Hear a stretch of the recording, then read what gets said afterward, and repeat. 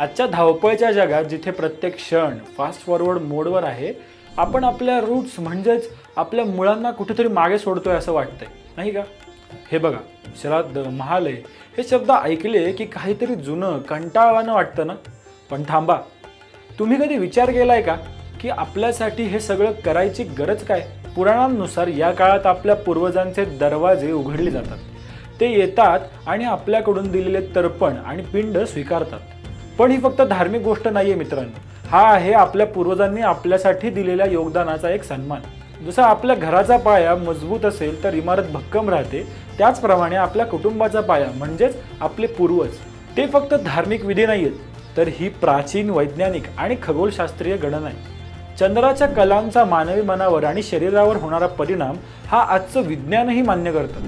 शेवटी पितृपक्ष म्हणजे ब्रेक, आपल्या रोजच्या आयुष्यातून थोडा वेळ काढून आपल्या कुटुंबाला आणि आपल्या मुलांना जोडणारा तो एक क्षण असतो. हे आपल्या पूर्वजांचे स्मरण करायचे आहे, त्यांच्या स्वप्नांचा सन्मान करायचा आहे, कारण त्यांच्या आशीर्वादाशिवाय कोणतीही मोठी कामगिरी पूर्ण होऊच शकणार नाही.